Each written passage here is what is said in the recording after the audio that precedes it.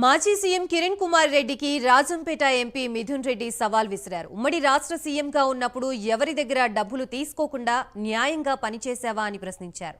దమ్ముంటే కాణిపాకంలో ప్రమాణం చేయాలన్నారు. ఎలక్షన్ రిజల్ట్స్ తర్వాత కిరణ్ కుమార్ రెడ్డి హైదరాబాద్కి వెళ్లిపోవడం ఖాయమని జోష్యం చెప్పారు మిథున్ రెడ్డి. పార్టీ కోసం గట్టిగా కష్టపడతాను అని చెప్పి లిక్కర్ అని, శాండ్ అని, ఇంకోటని, ఈ లిక్కర్ వ్యాపారం అనేది నా జీవితంలో చేయను. లిక్కరు, వడ్డీ వ్యాపారం ఇట్లాంటివి ఏది చేయము. మా మనసాక్షికి రూల్స్కే విరుద్ధం. అవి వీళ్ళు చెప్పుకున్నా కూడా ఇంకా వాళ్ళ విజ్ఞతకే వదిలేస్తా ఉన్నాను. అట్లాంటి వ్యాపారాలతో ఇప్పుడు కాదు ఎప్పుడు కూడా సంబంధం ఉండదు. ఇంకా ఆయన గురించి మాట్లాడాల, కిరణ్ కుమార్ రెడ్డి.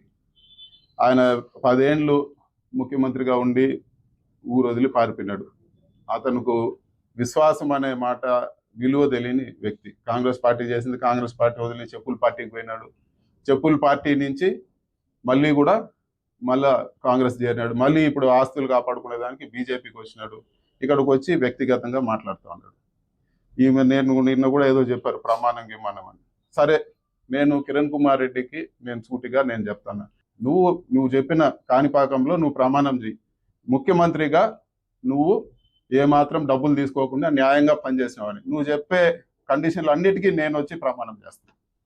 నువ్వు ముఖ్యమంత్రిగా డబ్బులు తీసుకోలేదు, నీతిగా నువ్వు చెప్పినంత నీతిమంతుడు అని చెప్పి నువ్వు ప్రమాణం చేయి. ఏ గుడిలో చెప్తావు నువ్వు ప్రమాణం చేయి. నువ్వు చెప్పినటువన్నీ నేను ప్రమాణం చేస్తాను.